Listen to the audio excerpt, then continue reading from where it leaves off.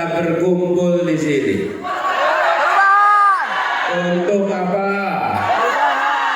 Untuk apa? Yang keras. Untuk apa? Nomornya berapa perubahan? Nomornya berapa? Angkat tangannya semua. Nomor berapa? Teriaknya yang keras. Kita berkumpul di sini karena kita menginginkan perubahan. Kita di sini bukan sekedar memenuhi ruangan. Kita di sini bukan sekedar ingin tatap muka satu sama lain.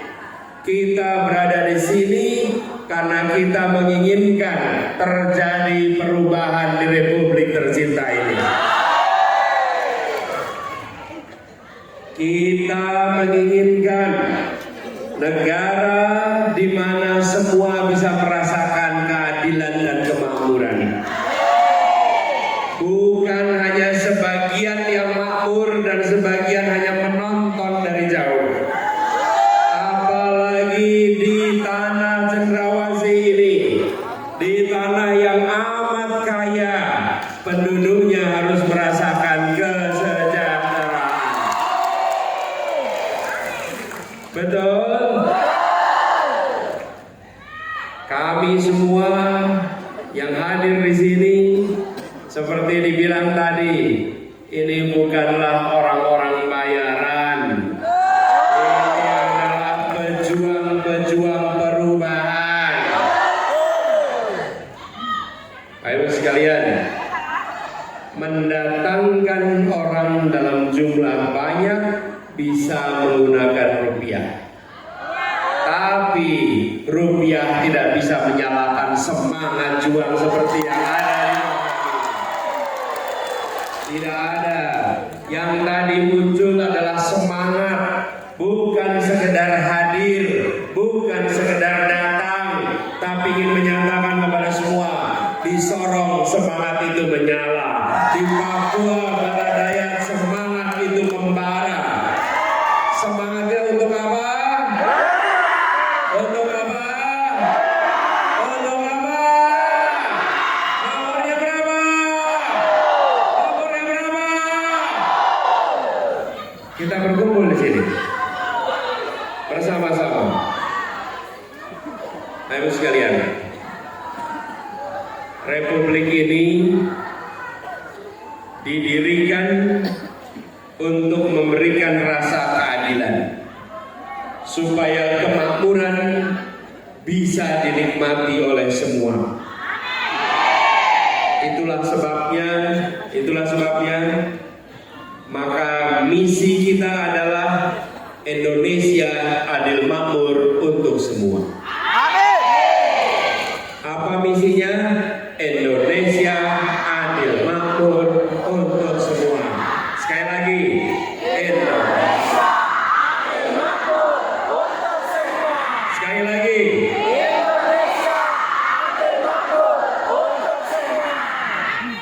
Ibu-ibu semuanya, apakah harga beras murah atau mahal? Pendidikan murah atau mahal? Kesehatan murah atau mahal? Lapangan pekerjaan mudah atau sulit? Bagaimana kalau itu kita lanjutkan? Beras mahal, betul. Benalu, betul tidak? Ada mafia beras, betul tidak? Ada tenggulak, ada mafia pupuk, betul tidak? Mereka perlu dibiarkan atau dibasmi? Dibiarkan atau dibasmi? Kalau mereka harus dibasmi, maka kita perlu apa? Perlu apa? Bapak-Ibu sekalian, inilah sebabnya mengapa kita harus melakukan perubahan. Petani kita bekerja luar biasa keras, tapi mereka tidak bisa menabung. Kenapa tidak bisa menabung? karena ongkosnya lebih tinggi daripada pendapatannya. Betul tidak? Malah mereka bukannya menabung, tapi punyanya hutang. Betul tidak? Itu masalah yang sudah terjadi bertahun-tahun. Apakah baru 2 tahun? Sudah lama. Saya perhatikan, ini bukan persoalan yang rumit, ini bukan persoalan yang sulit, ini adalah persoalan yang selama ini dibiarkan, tidak diselesaikan. Betul tidak? Saya beri contoh. Bila jalan raya banyak lubangnya, rusak jalannya, apakah itu rumit untuk diselesaikan? Tidak, itu mudah diselesaikan. Tapi sering tidak kita menemukan jalan rusak tidak diperbaiki. Sering tidak? Bertahun-tahun dibiarkan rusak. Betul tidak? Itu bukan rumit, tinggal menyiapkan aspalnya, taruh anggarannya, langsung dibangun jalan, lalu jalan rusak itu selesai. Betul tidak? Persoalan beras, persoalan petani bukan hal yang rumit, hanya selama ini dibiarkan. Apakah ini boleh diteruskan? Apakah petani dibiarkan menderita? Perlunya apa? Perlunya apa? Laporannya berapa? Angkat tangannya semua. Laporannya berapa? Jadi kita harus melakukan perubahan supaya biaya rumah tangga menjadi lebih murah. Betul tidak? Biaya pendidikan lebih murah, biaya kesehatan lebih murah. Itu semua membutuhkan perubahan. Dan khusus saya ingin sampaikan di sini, kebetulan kita sedang berada di Sorong. Saya ingin lihat catatan saya, karena kita punya catatan. Sorong ini adalah salah satu tempat yang menjadi pusat kemajuan bagi Papua. Ini adalah kota yang memiliki dampak pada perekonomian warga yang ada di sekitarnya. Betul? Karena itu kami menyiapkan beberapa rencana khusus untuk Papua, khusus untuk Sorong.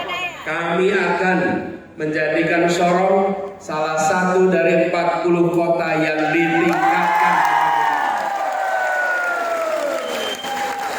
Sorong menjadi salah satu dari 40 kota. Kenapa 40 kota? Karena kita ingin Indonesia maju sama-sama. Kalau kita hanya bangun satu kota, lalu yang lainnya bagaimana? Betul tidak?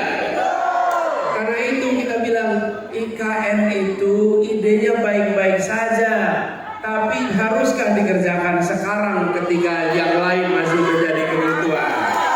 Betul tidak? Kita bangun 40 kota supaya ratusan kabupaten kota di sekitarnya ikut merasakan kemajuan. Nah, kami berencana menjadikan Sorong sebagai kota agro-maritim di Indonesia. Apa artinya agro-maritim? Artinya kota ini menjadi pusat untuk pelayanan pertanian dan perikanan. Tempat di mana pelabuhannya direvitalisasi, petani dan nelayannya dibantu supaya punya modal, supaya punya akses solar, supaya dapat pupuk dengan mudah, sehingga kegiatan pertanian dan perikanan maju di Sorong ini. Nah, kalau itu terjadi, dampaknya bukan hanya di Sorong, tapi seluruh Papua Barat Daya akan merasakan kemajuan. Kemudian yang kedua, kita merencanakan sini adalah tempat dengan potensial talenta olahraga yang luar biasa. Betul tidak? Karena itu kita berencana untuk melakukan pembangunan ulang. Mau stadion? Kita bangun nanti sport center, upgrade yang sekarang namanya Gor Panca, supaya di-upgrade menjadi sport center dengan lapangan sepak bola berstandar FIFA. Lalu tempat latihan sepak bola yang khusus untuk anak-anak dan remaja. Ini semua dibangun kenapa? Karena potensinya besar.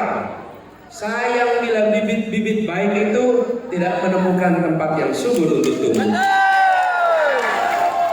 Bapak Ibu, ingat kalau nanam bibit yang baik, kalau tidak dapat tanah yang subur, dia tidak bisa tumbuh. Betul tidak?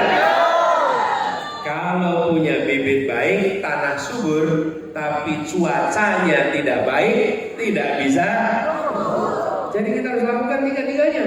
Bibitnya baik dari keluarga, tanahnya subur, lingkungannya disiapkan sport center sebagai pelatihan, dan pemerintahnya membuat cuaca yang sehat sehingga bibitnya bisa tumbuh dengan hebat. Masuk akal tidak itu? Ya, kita bikin program yang bisa dimasukkan akal, Bapak Ibu, supaya bisa diceritakan. Yang berikutnya tidak kalah penting, di sini banyak potensi anak-anak yang cerdas, anak-anak yang bersemangat, dan mereka membutuhkan dukungan beasiswa untuk para pelajar. Jadi kita ingin lakukan tambahan kuota untuk jadi mahasiswa yang berasal dari Papua Barat Daya. Semua tambahan kuota untuk beasiswa ke luar negeri bagi mahasiswa Papua secara keseluruhan. Bukan hanya Barat Daya, tapi seluruh mahasiswa di Papua. Dan kami ingin banyak sekali di sini atlet-atlet hebat yang sudah menyumbang untuk nama baik Indonesia. Setelah mereka menyumbangkan prestasi nama baik untuk Indonesia, pulang ke kampung halamannya, dan mereka sering mengalami kesulitan untuk pekerjaan. Betul tidak? Karena itu kita siapkan program khusus untuk para atlet, termasuk jaminan kesehatan ketenaga kerjaan bagi atlet yang ada asal Papua. Jadi Bapak sekalian yang saya hormati, kita juga merasakan, tadi saya lewat di sini, harga BBM murah ya di sini. Murah atau mahal? Murah atau mahal? Kenapa mahal? Orang banyak mafia. Iya. Iya.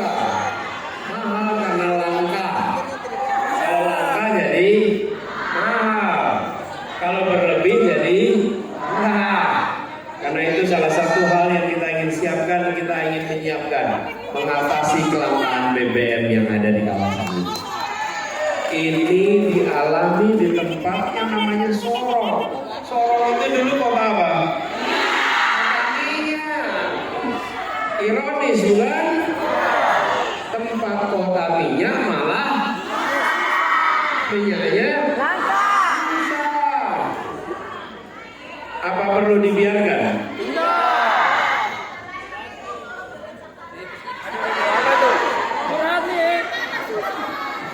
Bapak Ibu, ini semua keluarga-keluarga di sini sering merasakan ada keluarga yang sakit. Perlu dibawa ke rumah sakit yang bagus, dibawa ke rumah sakit yang lengkap. Apakah tempat itu sudah ada? Kami ingin siapkan rumah sakit yang bertaraf A untuk Provinsi Sumatera Barat dan provinsi-provinsi lain se-Papua, supaya kalau ada yang sakit yang perlu penanganan lebih rumit, tidak perlu dibawa jauh-jauh. Betul tidak?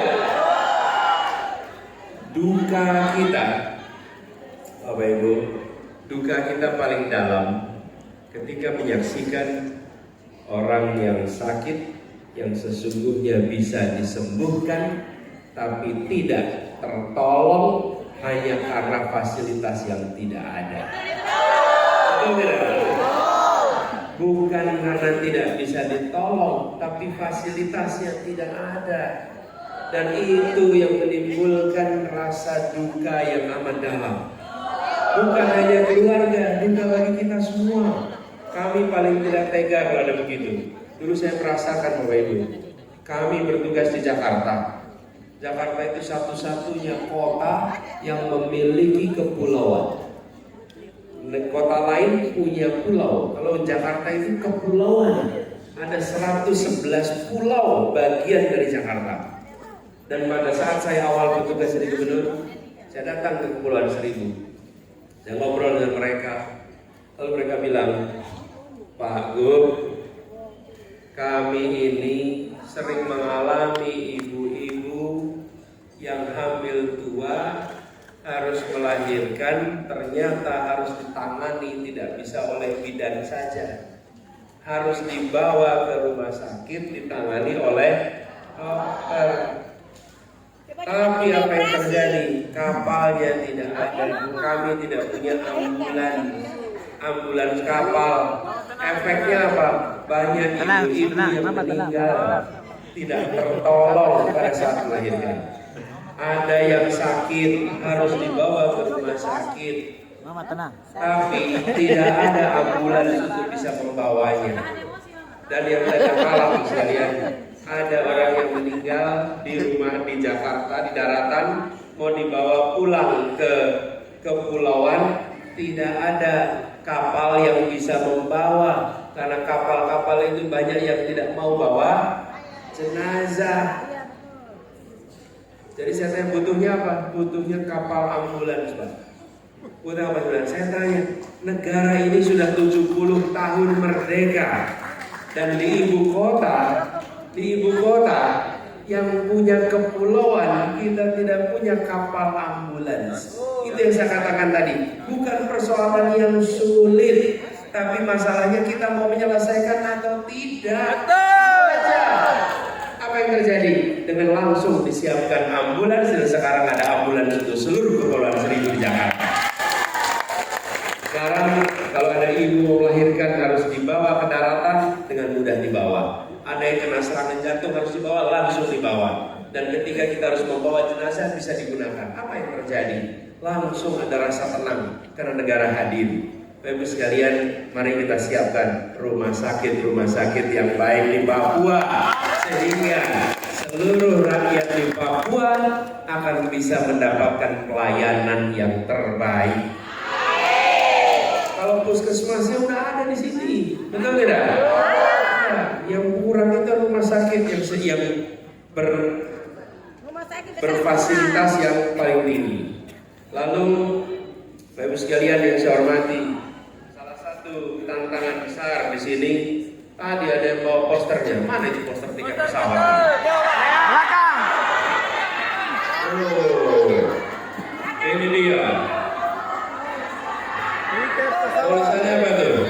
Tiket pesawat. Tiket pesawat mahal apalagi.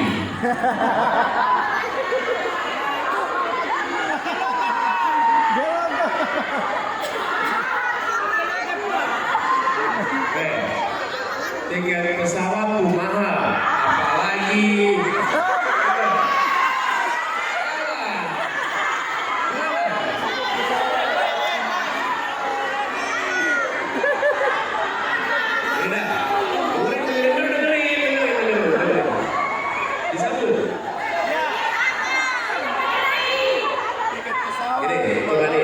Tiket pesawat mahal apalagi.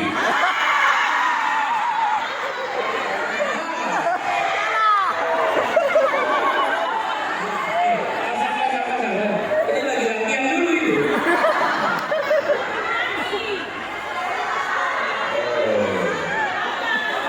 Tiket pesawat mahal lagi.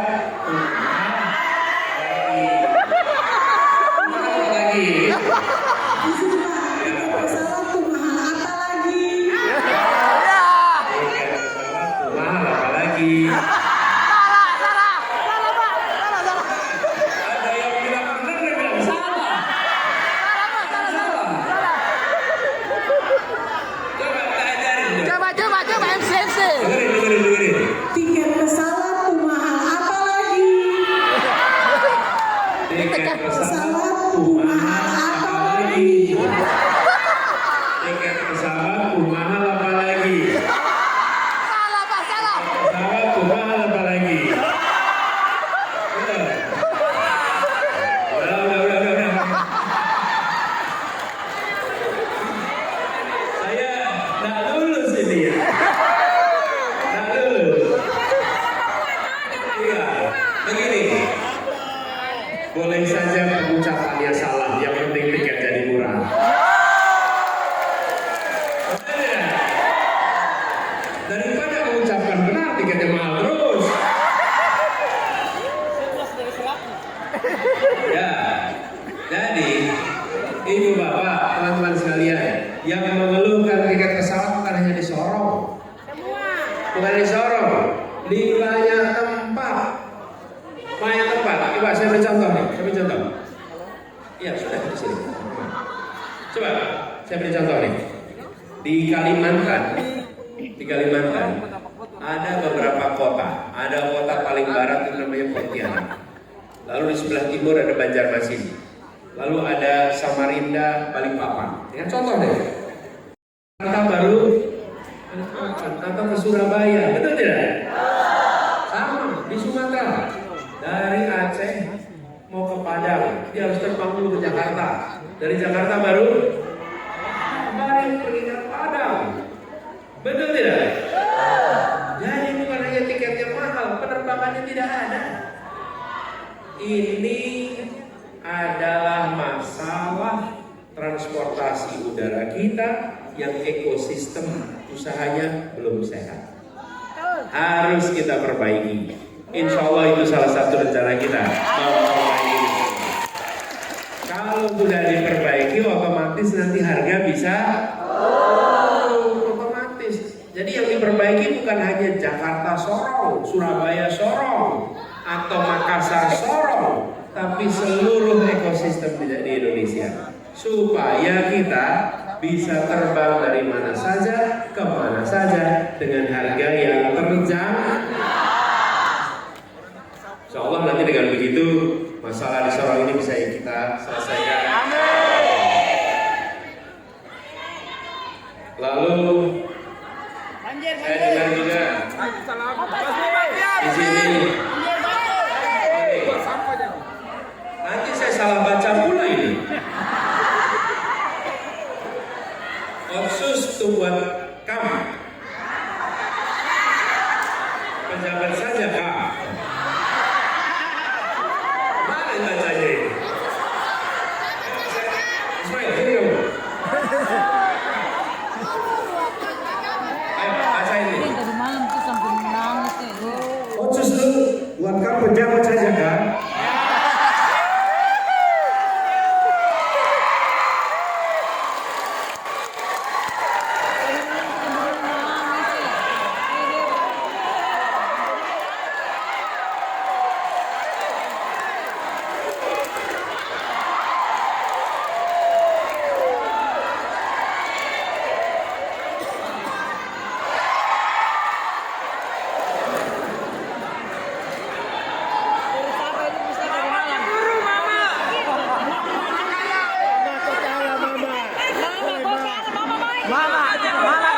Mama kalah.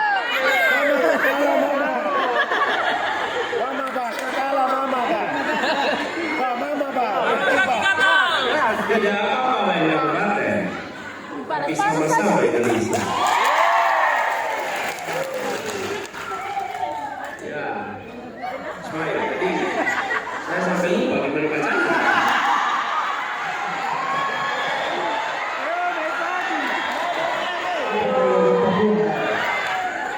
Otsus itu buatkan pejabat kan?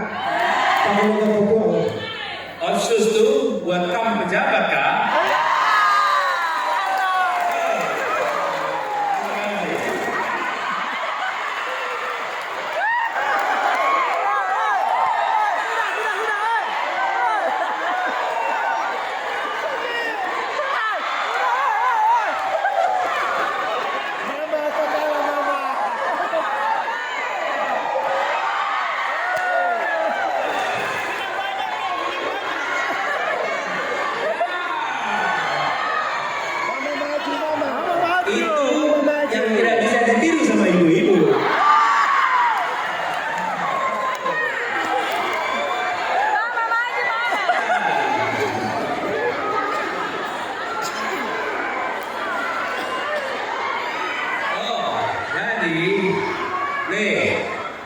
Ini harus diatur lagi.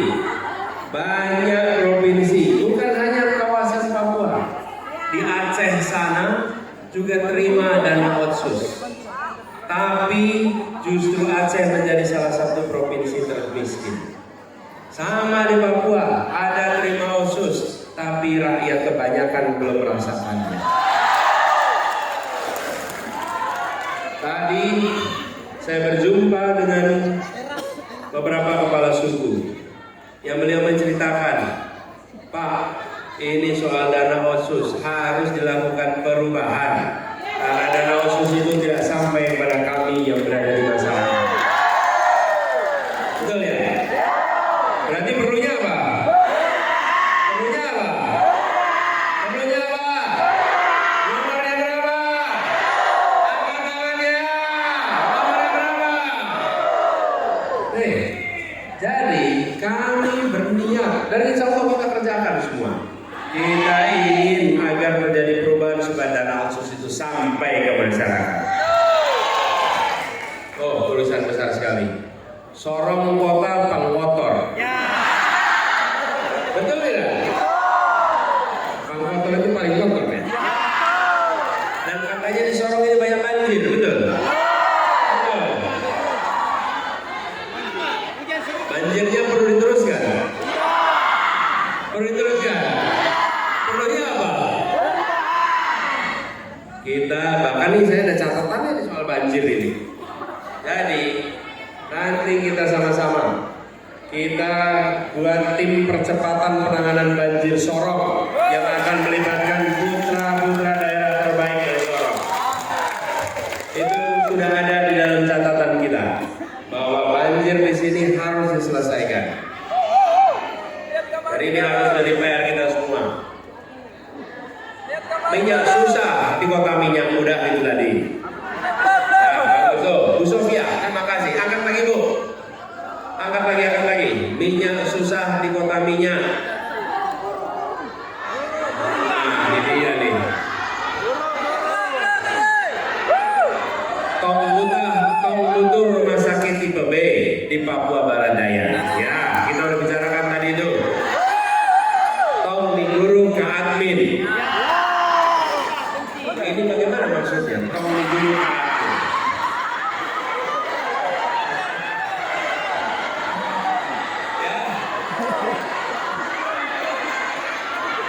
Jangan sepeda, jangan naik lagi. Tong diguru ke admin.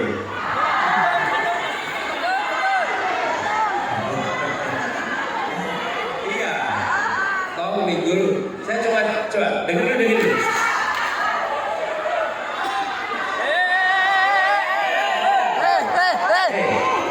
Ya dulu sebentar. Saya mau coba memahami ya. Kalau benar diberitaku benar. Kalau salah dikoreksi ya. Tong itu kita. Nah, kita ini berat. Kita ini guru atau admin? Oke. Ya. Tong nih guru ke admin ya. Betul ya. Jadi ini harus diperbaiki juga sama-sama. Ya, dan banyak guru-guru kita belum dapat status yang benar. Betul. Kita salah satunya kita ingin agar tidak ada lagi diskriminasi antara sekolah swasta dan negeri. Dan kalau ada guru swasta diangkat menjadi guru P3K, dia tidak harus pindah ke sekolah negeri. Dia bisa tetap di sekolah swasta. Saya jelasin dulu. Kenapa? Nih, pertanyaan nih.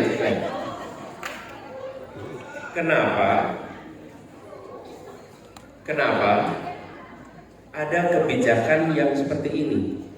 Guru mengajar di swasta, diangkat menjadi P3K, lalu dipindahkan ke negeri. Pertanyaannya, bukankah sekolah swasta dan negeri siswanya sama-sama anak Indonesia? Sekarang coba bayangkan, kalau ada orang tua punya anak dua, satu di swasta, satu di negeri. Yang bayar pajak orang tuanya. Betul tidak? Kenapa anaknya dikirim ke swasta dan dikirim ke negeri, fasilitasnya dibedakan? Betul tidak? Sudah saatnya kita menghentikan kebijakan yang tidak masuk dalam. Bukankah ini mendidik anak-anak Indonesia? Kalau ini sekolah asing dan sekolah Indonesia, nah itu lain. Tapi saya bekerja di Jakarta, ada contoh kasus. Di Jakarta ada satu tempat diprotes terus, namanya Alexis. Alexis itu tempat maksiat. Pernah dengar kan Ibu? Tempat maksiat. Itu diprotes, diminta ditutup. Protes, tidak bisa ditutup. Tidak bisa ditutup. Lalu tahun 2017 terjadi pergantian gubernur baru. Dan gubernur baru akhirnya apa? Bisa menutup cukup dengan selembar kertas dan satu tanda tangan. Itu namanya kewenangan. Mau bangun rumah sakit di Papua, demo, bisa nggak dibangun? Begitu Bang, tanda tangan, alokasikan anggaran, bangun rumah sakit di Papua. Wah, langsung terbang. Betul tidak? Jadi kebijakan itu membutuhkan kewenangan. Nah, kapan kewenangan itu akan diberikan?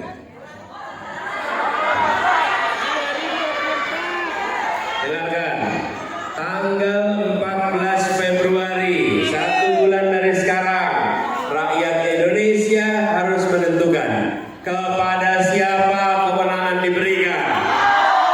Kepada siapa? Nomor berapa? Waktunya 5 jam, 6 jam, dari jam 7 pagi sampai jam 1 siang. Tapi dampaknya 5 tahun. 6 jam, tambah 5 tahun. Bila 6 jam kita menggunakan hak kita dengan benar, insya Allah terjadi perubahan. Pertanyaan saya, siap untuk bekerja menuju perubahan? Siap menjangkau semua? Siap untuk jangkau tetangga? Siap jangkau keluarga? Siap aktif di sosmed?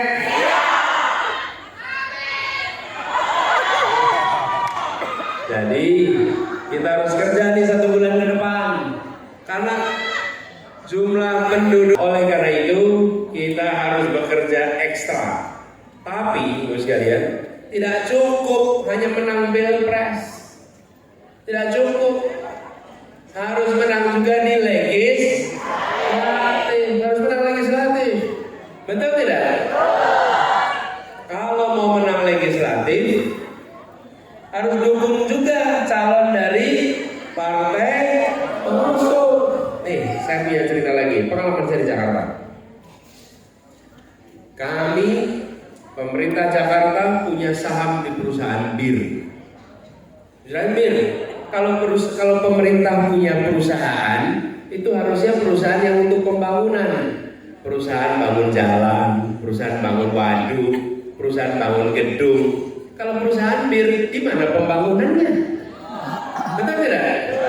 Sementara nilai sahamnya lebih dari 1 triliun.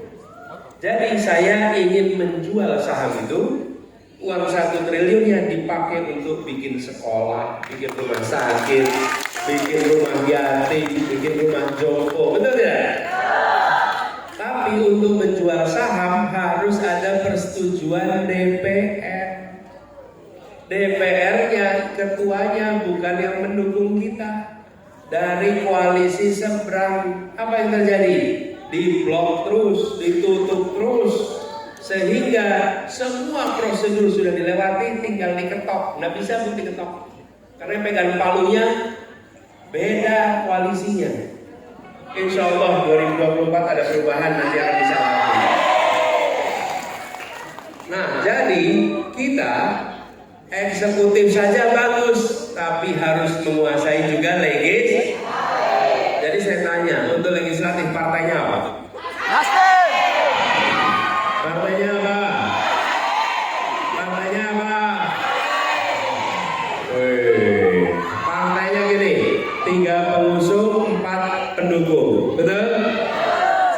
urut abjad.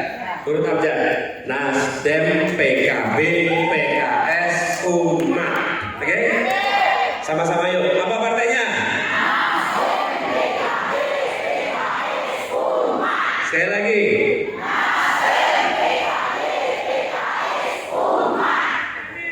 Ini harus kita kerjakan sama-sama.